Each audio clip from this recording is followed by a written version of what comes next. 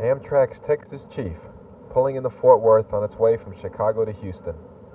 Right now, the former Santa Fe train runs to Houston through towns like Cleburne, McGregor, Temple, and Brenham.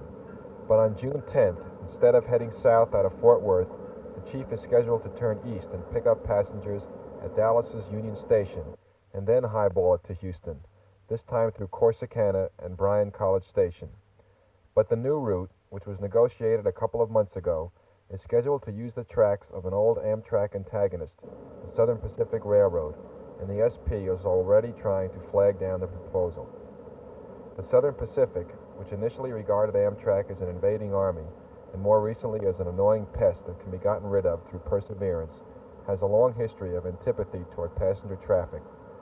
In the late 1960s, when Amtrak wasn't even a gleam in a train buff's eye, the SP was downgrading service on its Sunset Limited between New Orleans and Los Angeles, hoping to discourage passengers and thus convince the Interstate Commerce Commission to allow the company to drop the train.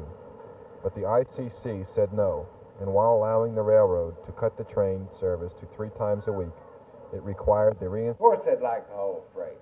A lot of merchants like not to handle flour, sugar, or coffee because they don't make no money on it. That's the same way with that. But as a public service, and according to the law, we've got a right to run on the SP track from Dallas to Houston. Now, the only question is the speed that they'll let us run. So this would imply that they're asking us to operate the Amtrak trains 2 or 3 hours slower than a freight would operate. And this just isn't right, particularly if you regard the FRA standards. Now, but in the 89.5 miles from Corsicana to Hearn, you have over 51,000 feet of siding space, and the shortest one is a mile in length, and some are more than that.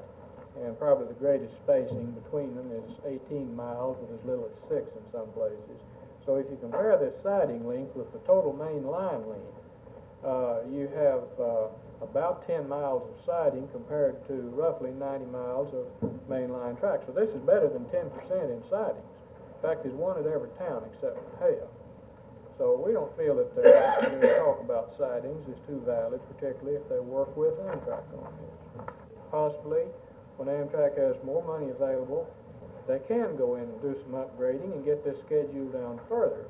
But we feel like that the 4-hour, 50-minute time can be done on the track that they have with spot repairs and better daily maintenance. And we don't feel like that Amtrak is responsible for tightening bolts and keeping the ballast clean, just the things that the Southern Pacific ought to be doing every day if they're going to maintain a railroad for the type of service that they have, because after all, they have people on their freight trains as crewmen, and they carry explosives and noxious gases.